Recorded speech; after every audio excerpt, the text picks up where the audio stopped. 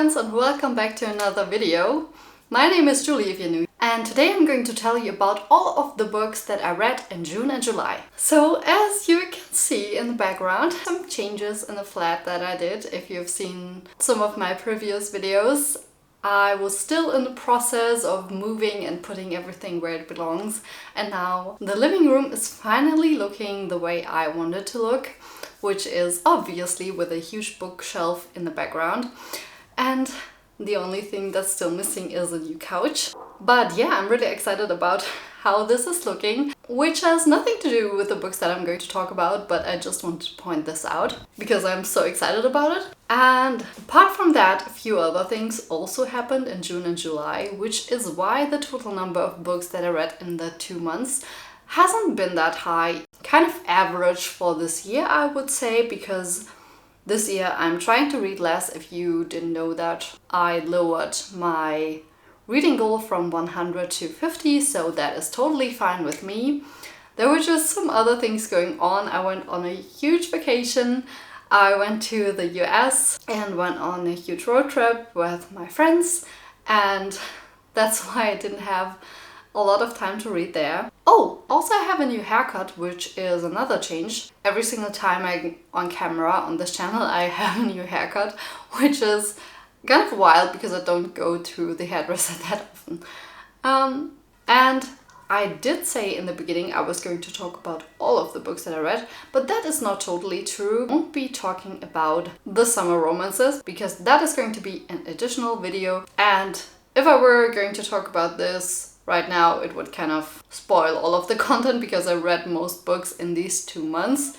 So that would be a bit pointless, and that means I have more time to talk about the other books. And the first book that I finished in June was Evidence of the Affair by Taylor Jenkins Reid, which I rated 3 stars. And I have to say, probably this rating isn't that fair. I didn't really put that much attention into reading this book. I read it while I was on a train and I was really tired.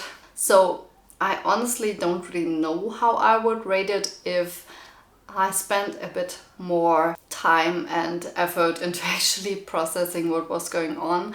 I think I like the premise of it, which is basically that you are reading a correspondence between 2 people and you slowly notice or slowly realize that both of their spouses had an affair, and that changes their lives, obviously. They talk about that and they kind of deal with it together.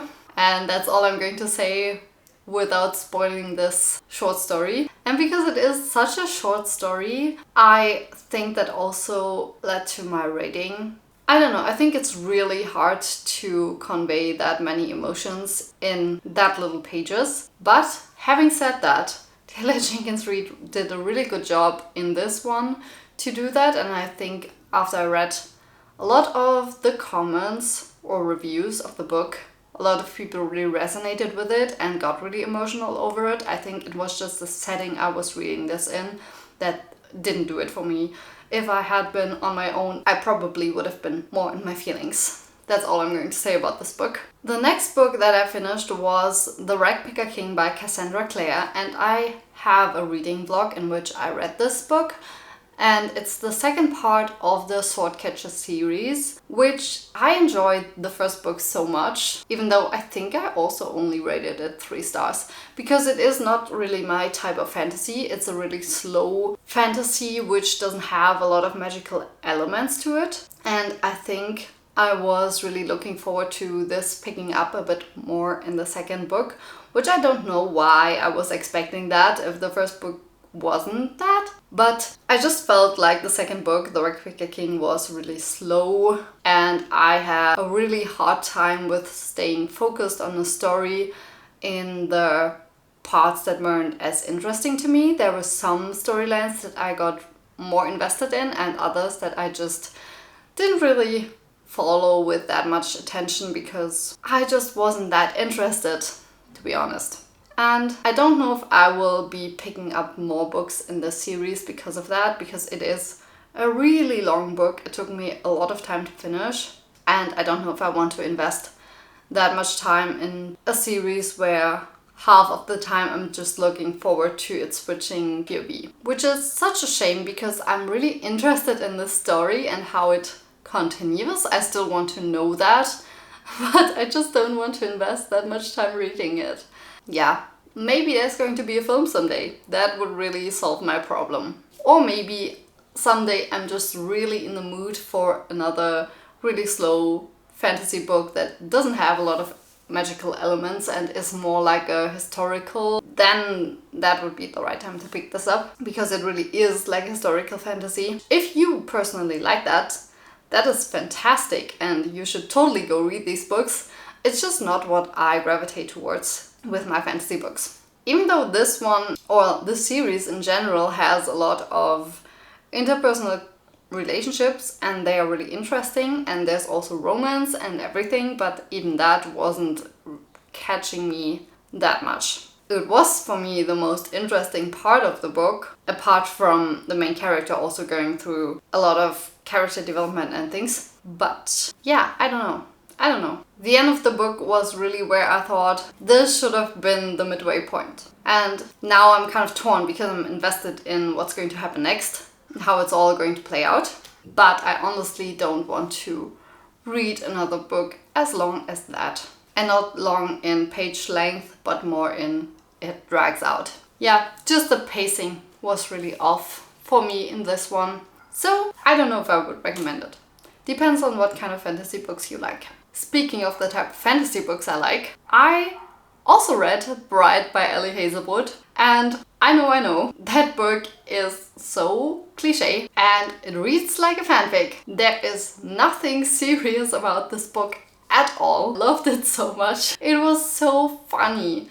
And apart from a few scenes that I could have skipped, it was really the right thing for me at the time because it was just so lighthearted and fun to read. The banter between the characters and just the themes in it were so unserious but fun. If you haven't heard about Bride before, it is a romantasy about a vampire and a werewolf. And the vampire, who's called Misery, she is supposed to go and live with the werewolves as kind of a contract where they make peace by sending one of their own to the others, and then that's kind of like a hostage that they have. And there's also this mystery element in it and just tons of fun characters. And yes, it's a typical Ellie Hazelwood book, and yes, it's very explicit, but that definitely wasn't what made me like this book so much. It was just that it has this effortless writing style that is just so... I don't know how to express this, but in the best way it feels like it's coming from AO3, which is also where this author kind of dates from.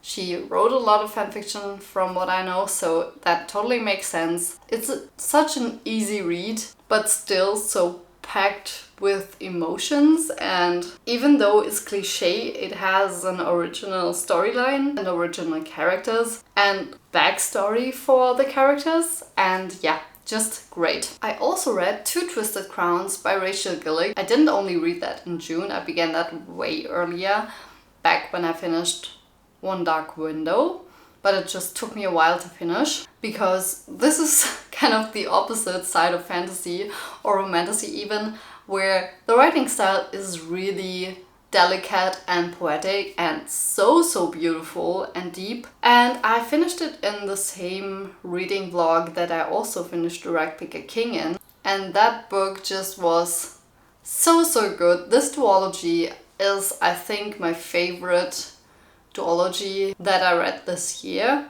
and in the past few years even. It's just so unique and really beautiful. I think if you like dark gothic fantasy with a lot of twists and turns and a unique magic system, that this is really a great series or duology. And it just took me so long because I really thought that it didn't fit the summer vibe that well, and after we transitioned from me reading this and beginning it in early spring and then just not having the time to finish it, it was really hard to pick up again. But that's just a me thing.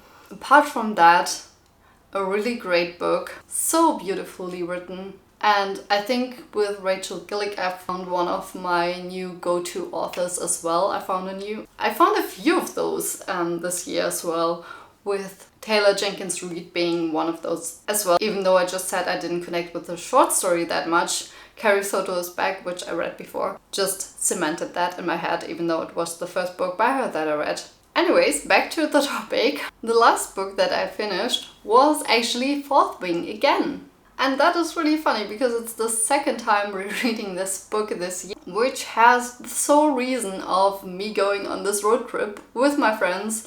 And one of my friends really is so into Fourth Wing. We were 2 girls and 2 guys, and 3 of us had already read Fourth Wing, and the 4th one didn't. And we really wanted to convince him to read it, and he was like, let's just listen to it. And that's what we did.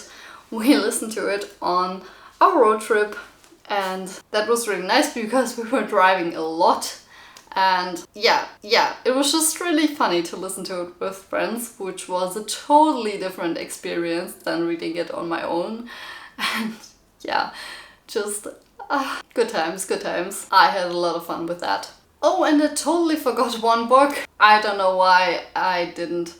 I just forgot to mark it as read on my Goodreads for some reason. I also read A Court of Mist and Fury again, which was also in that reading vlog, which is why I remembered, because I was like, there were 3 books in that reading vlog. Which one was the 3rd? And it was A Court of Mist and Fury. I'm currently rereading the ACOTAR series, which I only reread the first 2, so that was the 2nd one.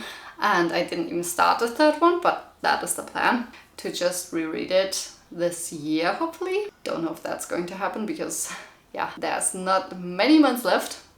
But I also had a great time rereading this book, and I got really hyped again and into the series again because of it. And now you might ask, why didn't you start the 3rd one then? The reason for that is because I'm reading these from my online library, and I want to read them and not listen to them as audiobooks, because that's what I did when I read them the first time.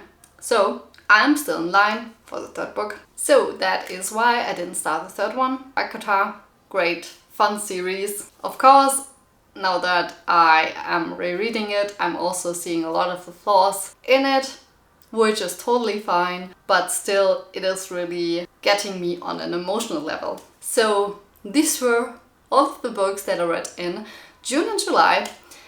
This was a bit chaotic, but I hope it's fine. Honestly, I don't know about doing these 2 monthly wrap-ups because it is a bit longer since reading the books and talking about them then. But I feel like it only makes sense because I'm reading less, and that's the way I can talk about enough books so that it makes sense to make a video about it.